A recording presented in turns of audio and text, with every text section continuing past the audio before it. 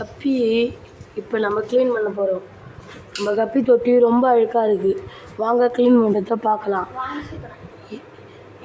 இதோ இந்த 3 கப்பி, இன்னொரு கப்பி இருக்குது, காட்டுறேன் இருங்க. இதோ உங்களுக்காக ஒரு மிஸ்டேக் பண்ணிட்டேன். அது என்னதுன்னு வீடியோ கடைசியில் சொல்கிறேன். 3 கப்பி இருக்குதா? 3 கப்பியும் எடுத்தாச்சு. இன்னும் ஒரு கப்பியை காணும். எங்கன்னு தேடுவோம் பார்ப்போம். அது வருது அங்கே போடுறா, வால்மீட்டு போடுறான். அந்த இந்த கலரா ஆரஞ்சு கப்பி அவங்க தேடி பார்ப்போம். இவ்வளோ அழகாக இருக்குது. இது எங்கே தேடுறது?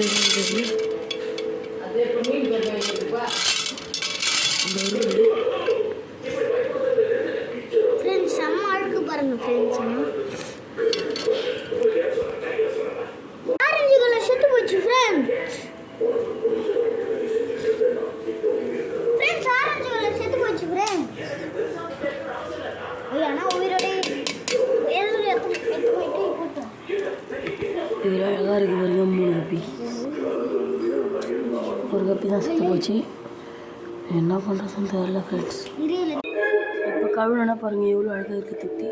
நான் பண்ண மிஸ்டேக் என்னென்னு பார்த்தீங்கன்னா, பெரிய கல் போட்டேன். நீங்கள் சின்ன கல் போடுங்க. கப்பி வாங்குறவங்களா இருந்தால் இதை பார்த்துக்கோங்க. சின்ன கல் போடுங்க. பெரிய கல் போட்டிங்கன்னா கன்ஃபார்ம் நீங்கள் இருக்கும். இப்போ இதோட குட்டி நீங்கள் பார்க்குறீங்களா? 2 குட்டி தான் இருக்குது.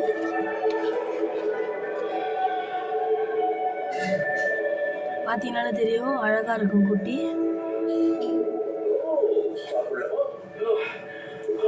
நன்றி, வணக்கம்.